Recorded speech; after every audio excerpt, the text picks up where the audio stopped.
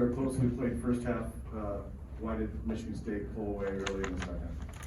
Well, I give Michigan State credit. Second half, it wasn't anything schematically doing, and I'm not taking anything away from coach and the coaching staff. But what they did was pretty unique and special, and I give them credit for it. They came out as the most aggressive team, the most physical team. First half, we were punching and fighting, clawing, scratching. Second half, we backed off, and that cannot happen. You look at some of the loose balls that beat us to 50-50, whether it was offensive rebound that led to a layup, or dunk, or three-point shot, or whether it was not sprinting back in transition. You allow a team to score 28 points on your transition, that's unacceptable. Juwan, Michigan State had, I think, 29 points off the bench, and you had 6. How big a difference is the depth between these two teams? Well, I didn't think it had anything to do with that bench. It's just that, like I stated earlier, unfortunately for us, second half we did not come out with that intensity and fight like we did in the first half. Well, we had 16 offensive boards, but only 10 second chance points. What do you think the difference was? Yes, good question. Second half, we got some offensive rebounds, but we didn't aggressively go back to the basket and put it back. We were throwing it out and threw it out. Guys were not confident in shooting when they're open, but there's some where we're open, we should have shot it. Make our best, no matter what the results.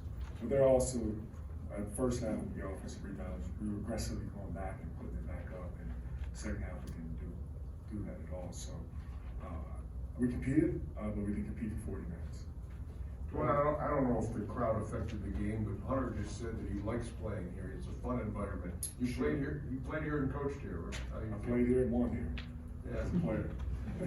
I'm not saying that as in an arrogant way. I'm saying it as a competitor. And I love atmospheres like this as a player and a coach.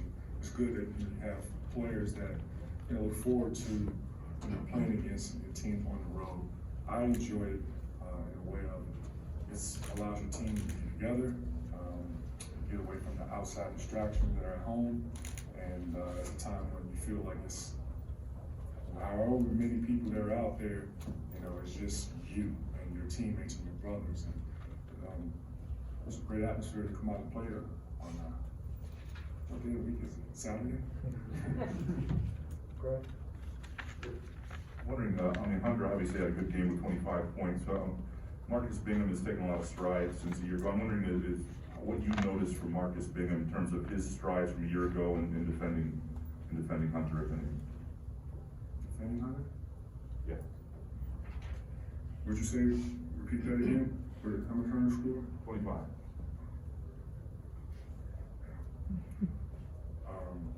So with that, give Michigan State credit. They did a really good job defensively in the second half of being the most physical team. Juwan, why do you think some of the entry passes were so difficult tonight? Entry passes, in the second half, we weren't able to deliver it on time on target.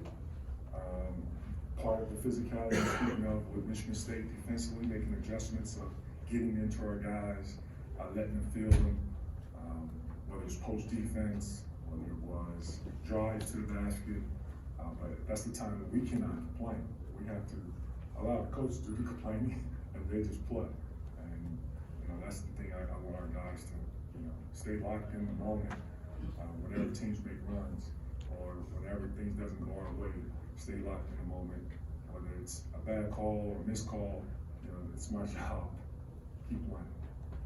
Juwan, as far as the quality of the outside shots and driving the ball into the paint and then spray it around, I guess how do you feel you guys did? Yeah, like 3 for 19 from 3, and there were some of them good shots, and they didn't go down, especially in the second half.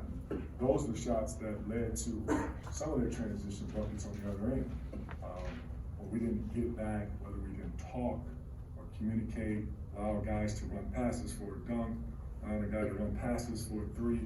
That's not how we defend. That's not what we practice. That's not our habits. And so it was, disappointing to see that in the second half.